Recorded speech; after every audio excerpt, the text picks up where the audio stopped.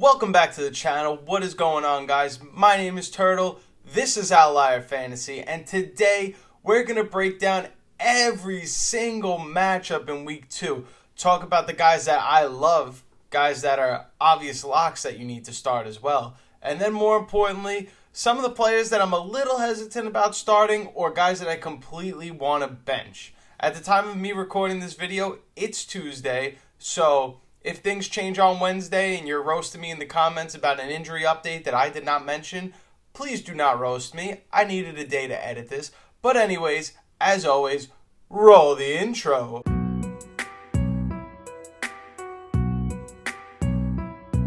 So the first matchup of week 2, personally a game that I'm really excited to watch as just a football fan, maybe not so much for a fantasy football owner if I have some of these guys in this game.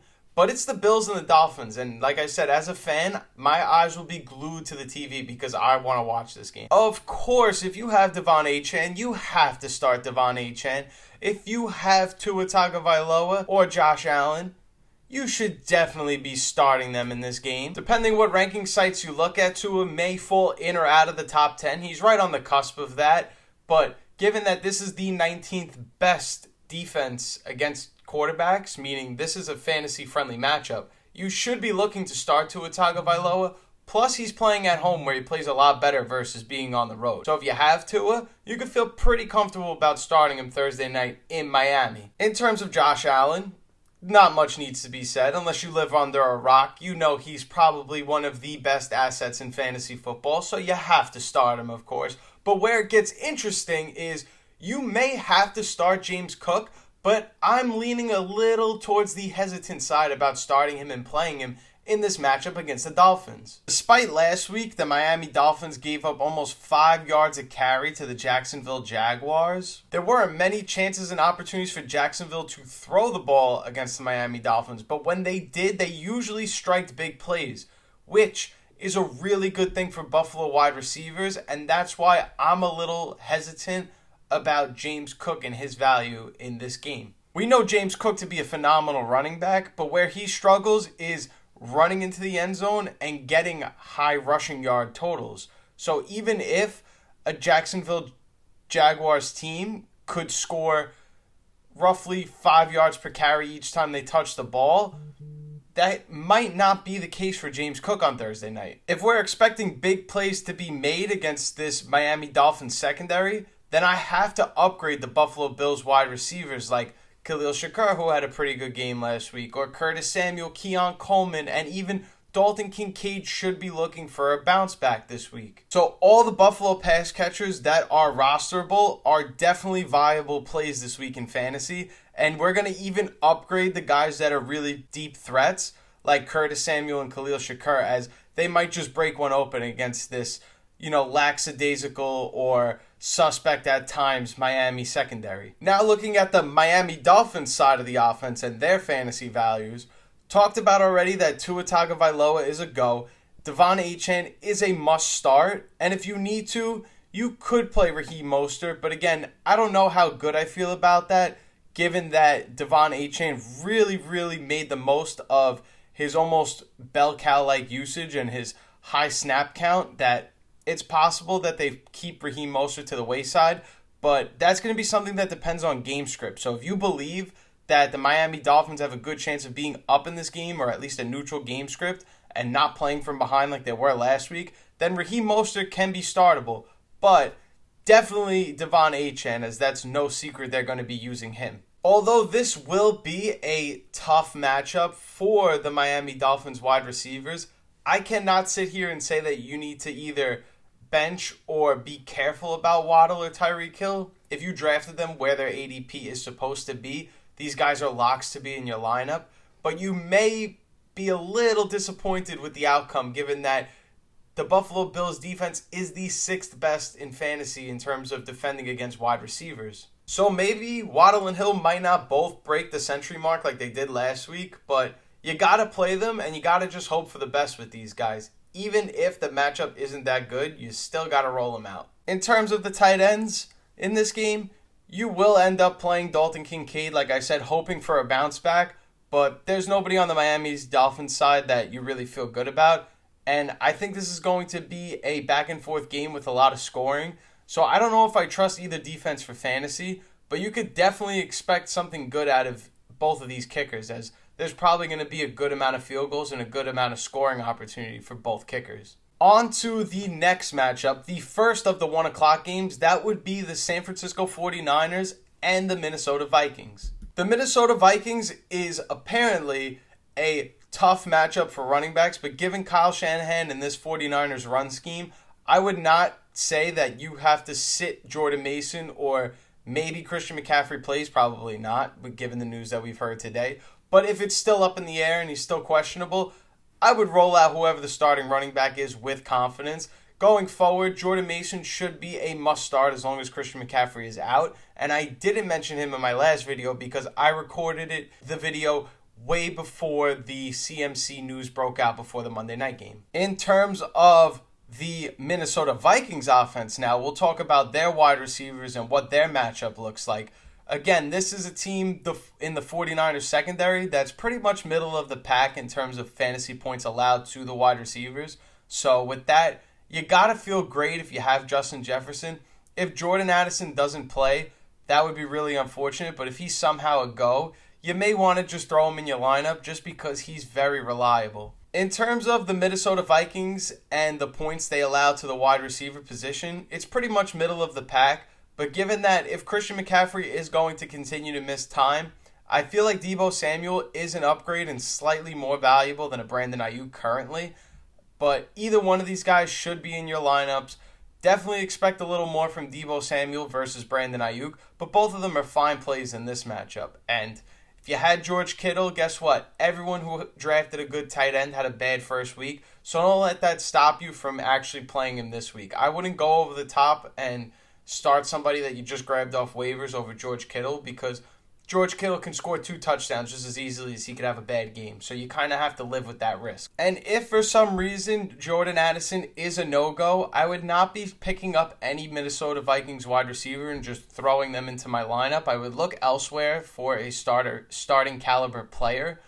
But we do need to monitor Jalen Naylor, as if he has another good game, he may be worth using a waiver wire add-on next week. Now looking at the Minnesota Vikings running back room, it's pretty much just going to be the Aaron Jones show. You're not starting Ty Chandler if you have Ty Chandler. But what makes Aaron Jones interesting this week is he has a pretty good matchup, as the 49ers are 22nd in terms of fantasy points allowed to the running back spot. So that's pretty good. That's a little worse than just below average. I would not be surprised if we saw Aaron Jones floating around that top 20, top 25 finish for the week, as the matchup is pretty giving for him. But talking about the quarterback position now, if you need to start Sam Darnold, you can. I wouldn't feel good about it, but he's definitely a streaming option if you played somebody like Caleb Williams and you feel like you really need to switch things up at the quarterback spot. On to our next matchup, the Seattle Seahawks and the New England Patriots. The New England Patriots surprised all of us in terms of their capabilities on defense last week, and that could continue again against a struggling Seattle Seahawks offense, though it was just 1 week that they struggled for. The New England Patriots are 24th in points allowed to the wide receiver position, so if you need to roll out like a Tyler Lockett, DK Metcalf, or JSN, you could do so, but I would temper the expectations on that for sure. And if for some way Ken Walker makes it back onto the field with limited practice and doesn't log a full practice, I would be looking to replace him with somebody else, as the New England Patriots are 9th in fantasy points allowed to the running back spot. So even if you're getting a not 100% Ken Walker, it may not lead to a whole lot of good fantasy production for you this week. But I understand in 99% of cases, you drafted Ken Walker to be your second starting running back or a reliable flex play, so you're going to have to roll him out. But I would just be careful about it, as the Patriots seem like they're a pretty tough matchup for the running backs now.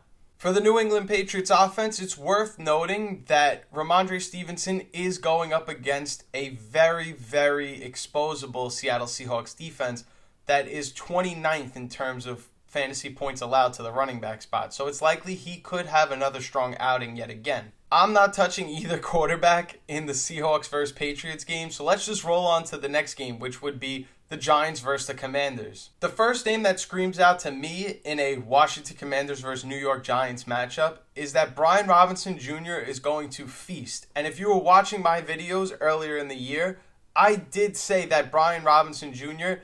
is a potential league winner at the running back position. And if you didn't watch that video, go check that video out.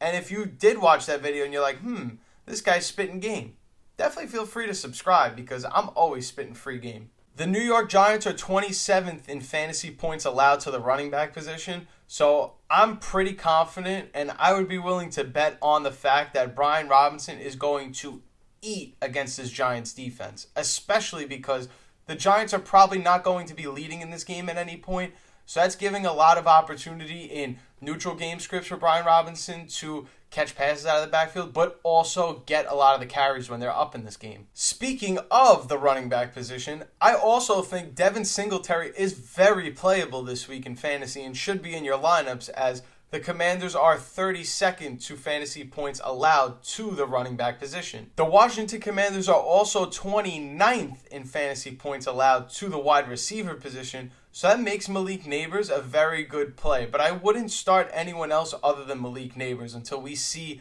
the Giants offense actually put together some consistently good drives. And being that I need to see more consistent drives out of Daniel Jones and the Giants, I will not be looking to start Daniel Jones at quarterback this week, but things should be turning around for him. I don't believe that week 1 is something that we're going to see every single week from him.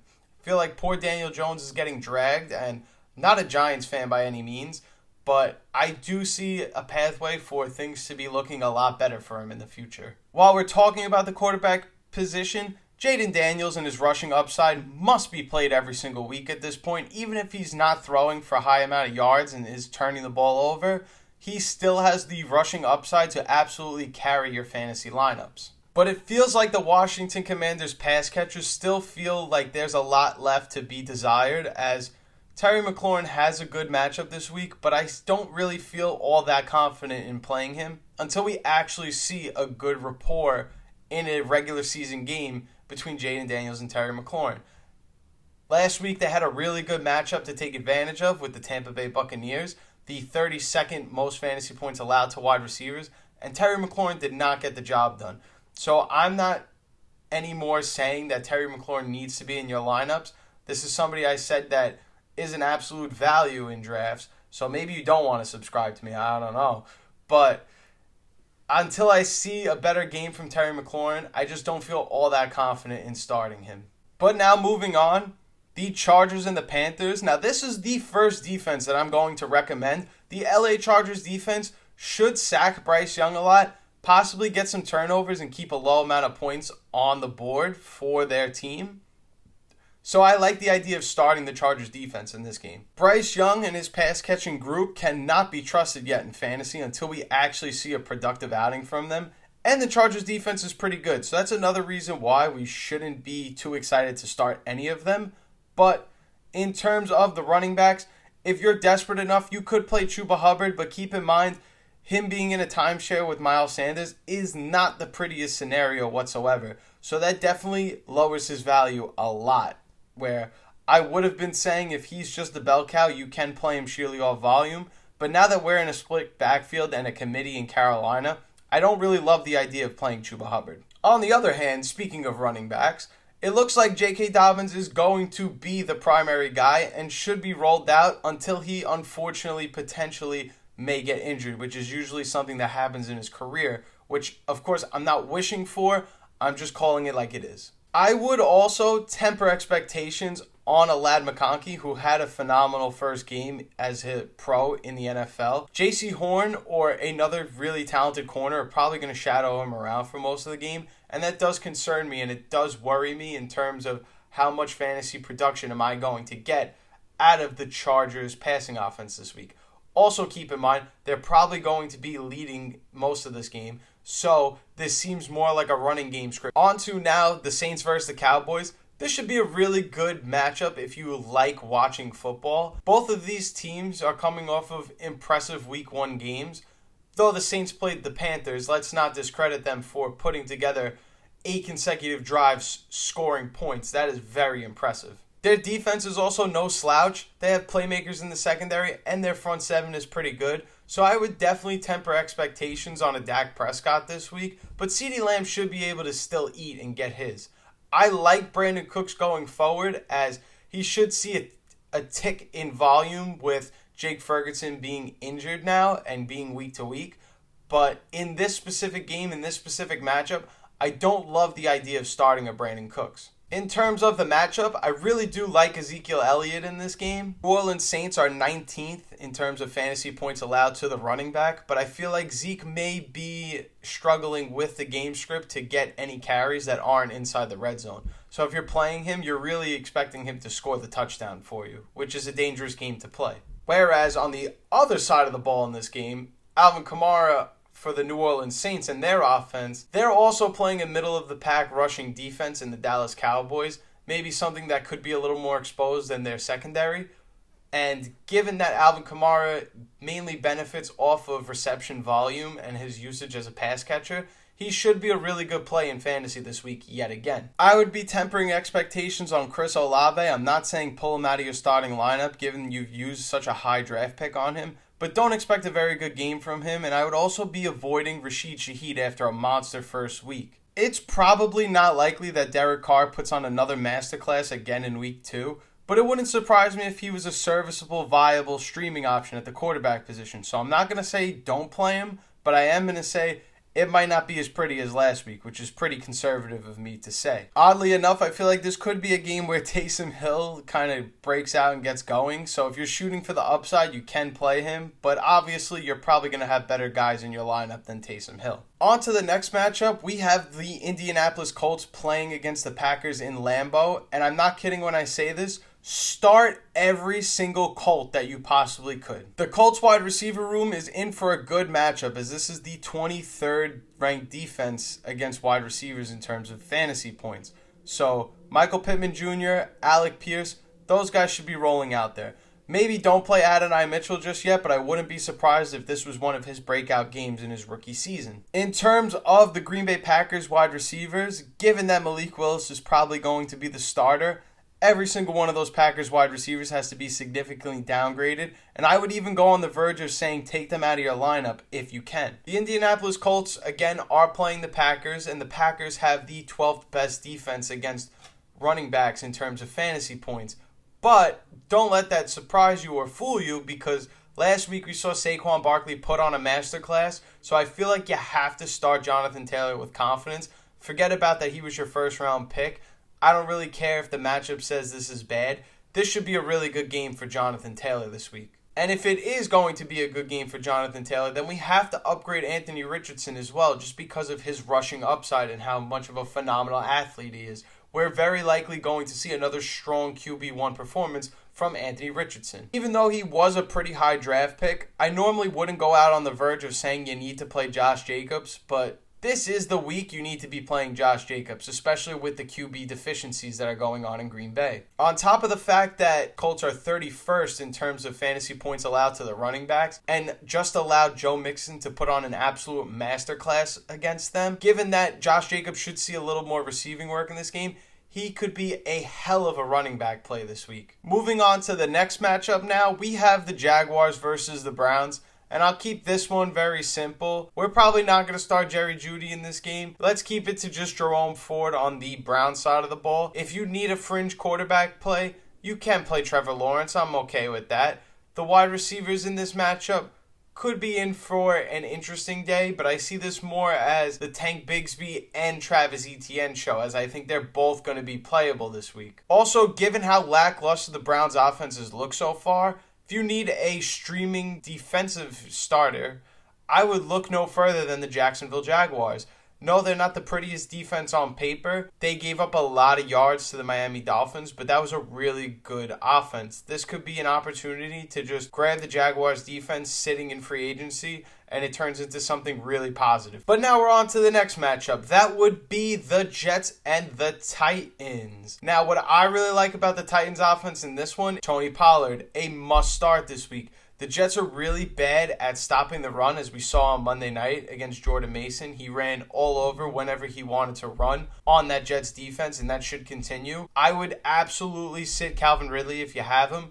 It's a really bad matchup for pass catchers against the New York Jets, but where they're exposable is the run game. In terms of who you can start on the Jets, I feel like it's a pretty short list, but it's a list nonetheless, and that would be Garrett Wilson, Breece Hall, and you could even sprinkle in Allen Lazard if he's going to keep balling out like he did Monday night. I'm not going to advise picking up or starting either one of these defenses because the Jets could get ran all over, and the Titans could just absolutely drop an egg and let Aaron Rodgers have his way on him. So I would kind of stay away from this matchup if you were looking to get a defense out of it. But the kickers should be busy. This could be a potential wild back and forth field goal game between Nick Folk and Greg Zuerlein. Now, what might be the best fantasy matchup of the 1 o'clock slate? That would be the Tampa Bay Buccaneers and the Detroit Lions. The Tampa Bay Buccaneers are 32nd. That's dead last in terms of fantasy points allowed to the wide receiver position. So that makes Amon-Ra St. Brown and Jamison Williams must-start candidates. And obviously, given where you've drafted Laporta, he's also a must-start, and he probably will have a big game. You know, if we take Cooper Kupp out of the equation, the Lions did a pretty good job of containing Rams pass catchers. Mike Evans and Chris Godwin should have their way against this team, and Baker Mayfield could be a strong streaming option at the quarterback position. Also keep in mind, the Lions and the Bucs are in a dome, so if you need a kicker, Chase McLaughlin could be a really good option. But now we're moving on to the Raiders and the Ravens. This is going to be, I don't want to say an interesting matchup, but a very fantasy-friendly matchup. Derrick Henry should be in for a monster game as the Raiders defense got gashed by J.K. Dobbins last week. And if the Ravens are not going to be scoring on a lot of big plays like Isaiah Likely, doing a nice little step-back juke and just walking right into the end zone, they're going to need Derrick Henry to push the ball into the end zone for them, and that's totally fine. I'm still a little worried about the Ravens wide receiver room. Zay Flowers should have a better game. Keep in mind, if you're going to be playing him for the rest of the season, he's a very touchdown-dependent player. He's going to have 5, 6, 7 catches. They're not going to go very far in terms of yards, but if they do end up getting a big play, it's probably going to be because he scored like a 40, 50, 60-yard touchdown. And the tight end room, Isaiah Likely and Mark Andrews are both startable. I'm not going to come out here in a bold prediction and say that one's going to outproduce the other or that they're both going to have really good games. But if you have either one, you should feel pretty good about playing them, even though they're going to be up a lot in this game. They will be on the field often, and that is all the opportunity you could ask for. Davante Adams should have a bounce-back game in this matchup, but it's not the best matchup for him. But I'm going to disregard comparing what the matchup indicator is going to say and just say that Davante Adams is not capable of having 2 really bad games in a row. Jacoby Myers is also going to be an interesting play considering they'll be trailing in a good amount of this game. I would probably look to fade Zamir White. I don't really see the upside or the potential, and I never really did in fantasy at least. But Alexander Mattison should be getting a lot of pass-catching opportunities, like I said, given that this will be a negative game script for them. And he may even steal some of those goal-to-go rushing touchdowns away from Zamir White, given that he's a bigger, stronger back. With all that being said, Ravens are obviously a really good defense to play in this one. The Raiders might put up points, but that might not come without Gardner Minshew turning the ball over. So we do like the Ravens in this one. Now moving on to the first of the 4 o'clock games. That would be the Rams and the Cardinals, which is a really good matchup, so as long as you have LA Rams players to start. Cooper Kupp going forward should be treated as a top 8 to top 10 wide receiver. He's obviously not being taken out of your lineup, but he should be significantly upgraded in the time that Puka Nacua will be missed. Dalton Kincaid did have a quiet game, and it might be more of a Demarcus Robinson show in this one, but I would trust more of a Colby Parkinson at tight end than I would Demarcus Robinson at wide receiver, if I'm being honest. Marvin Harrison Jr. is definitely going to have a bounce back in this one as Jamison Williams gashed this Rams defense last week, and I think Marvin Harrison has the potential to do so. You could even play Greg Dortch, who is a fringe waiver wire addition this week. If you needed him in a pinch, I would say you could play him. Maybe you might want to lean towards Michael Wilson. That's okay. Trey McBride, obviously a must start. Another one of these tight ends we drafted with high expectations who just didn't have a good game. But there's no reason not to play him in this one. Next up, what we probably thought was going to be like matchup of the season when we first looked at the NFL schedule, The Bengals and the Chiefs play an Arrowhead at 4:25, but I think this is going to be a landslide in the Chiefs' favor now. Xavier Worthy must be started, even though I was not so high on him in the offseason. Travis Kelce must be started.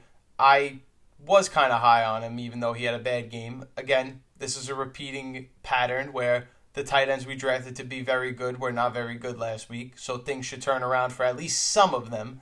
And Rashee Rice, absolute dog, somebody we've talked about on these videos before the season started. He must be in that lineup of yours. And so should Isaiah Pacheco. You drafted him with a high ADP. It's not a bad matchup by any means. Ramondre Stevenson just sliced and diced them up last week. So I would feel pretty good about Pacheco. And even Mahomes should be in for a bounce-back week. But somebody's got to get the butt end of the stick in this one, and I'm not too sure who it's going to be, but not any single one of these Kansas City Chiefs players should be benched for that reason. You're just going to have to ride out the highs and lows with them, and that's just how it's going to go. In terms of the Bengals running back room, I think Zach Moss is probably the only one you could start, but I would not feel very good about it, given that the Chiefs are not that good of a matchup in terms of getting rushing yards, as Zach Moss isn't really the best or prolific pass catcher in the NFL. In terms of the Bengals and their wide receivers, Jamar Chase should be played just because of how high you drafted him. I don't know what that situation looks like on a Tuesday when I'm recording this. Things could change a lot and he could get paid and be very happy and log a bunch of full practices. T. Higgins, again, I don't really know what the current situation is, but if he's healthy, he's active, you got to be playing him in this one, especially if I expect the Chiefs to win by a landslide. That means T. Higgins and Jamar Chase should be very busy on the other side of the ball. And last week, Joe Burrow did not have a very good game. I'm not expecting a very good game from him this week, but I can't tell you not to start him if you spent such a high draft pick on him. If you're fortunate enough where you have a competent backup QB, I would play them, but I wouldn't be grabbing a Baker Mayfield or a Sam Darnold and just throwing them in my lineup because you're frustrated with Joe Burrow's Week 1 performance. I don't think the bounce back for Joe Burrow will be this week, Week 2 in Arrowhead. Joe Burrow gets going later on in the season. This is something we kind of should be getting used to by now, as this isn't the only season where this has happened. So just ride the wave. There's going to be the lows, but then when he really reaches his ceiling, you're going to be thankful that you drafted Joe Burrow. Next up in the 4 o'clock slate, I'm probably going to be honest and say maybe the kickers are the most valuable part of this matchup, but that would be the Steelers and the Broncos. You cannot play either quarterback in this matchup, nor can you really feel comfortable about playing a Javonte Williams or Chase McLaughlin. If anything, I would lean more towards Chase McLaughlin just because of the PPR upside. And on the other side of the ball, you can start Najee Harris and feel pretty good about it. He was solid Week 1 against the Atlanta Falcons, who are a pretty good defense. You will be playing George Pickens, though he has a very tough matchup being shadowed by Patrick Surtain. We just seen Patrick Surtain absolutely shut down DK Metcalf and take him out of the Seahawks game. So be careful with George Pickens. If you have the wide receiver depth, maybe you'll play somebody else if it's a really good matchup. But unfortunately, you're just going to be stuck with riding George Pickens, having a mediocre to not good Week 2. And in terms of any other pass catcher in this game, I don't feel that great about Courtland Sutton. I don't feel great about any of the Pittsburgh Steelers wide receivers or tight ends until we see Justin Fields actually throw the ball more than, 7 yards down the field. We need to just relax and wait for something better to happen. Now moving on to Sunday Night Football, we have the Texans and the Bears. CJ Stroud, lock him in your lineup. Tank Dell, lock him in your lineup. Nico Collins and Stephon Diggs need to be locked into your lineup. Joe Mixon, he might be a top 12 running back going forward. I have no idea, but you're going to have to play him this week. That's for sure. In terms of the Bears offense, you're going to play DJ Moore because of where you drafted him. If you need to, you could play Keenan Allen because they're going to be trailing in this game. But I don't like the running back scenario with DeAndre Swift, and I really don't like the quarterback scenario with Caleb Williams. Until we see better days from Caleb, I do not want to start Caleb Williams right now. Of course, better days will come, but Week 2 against the Texans in Houston for their home opener, I don't like that one, Chief. And finally, Monday Night Football. I thought this game was going to be a banger, but boy, am I wrong about that. The Falcons and the Eagles, and at least one team is going to be a banger. That's the Philadelphia Eagles. But let's talk about the Falcons. You're going to have to play Bijan Robinson. This has to be the get-right Drake London game. Last week I said I wasn't really big on Drake London. He wet the bed as I expected him to. I didn't want that to happen, but you hate to see it. Kirk Cousins should not be trusted as a fantasy quarterback right now until we see anything better. Though this would be a good matchup for him in theory, I still don't feel very good about it. And in terms of the Eagles, Saquon Barkley, man, that's a no-brainer start. Might be one of the best values that you could have got in the first round or even the early second rounds of your drafts. A.J. Brown, lock him and load him for week 2. Devontae Smith, easy start, no-brainer. And Jalen Hurts, obviously you're starting him too. So that's pretty much wrapping up of all the players that you should be starting and should be sitting this week in fantasy. And if you stuck around and made it through this entire video, thank you so much for watching. I truly appreciate it. If you're new to the channel and you like fantasy football content, feel free to subscribe down below. We dropping banger after banger after banger after banger after banger after banger. Nah, I'm not gonna lie, the last videos were kind of mid, but we dropped some bangers before. I'll give myself a little pat on the back for that. And if you like fantasy football content, you find me amusing, or you want to just show some love to the boy, I would really appreciate that. Feel free to smash that like button down below. But this was a long video, I do understand that, so let me just make this quick. Thank you guys again so much for watching. Thank you so much for supporting the channel. My name is Turtle, and I will see you in the next video.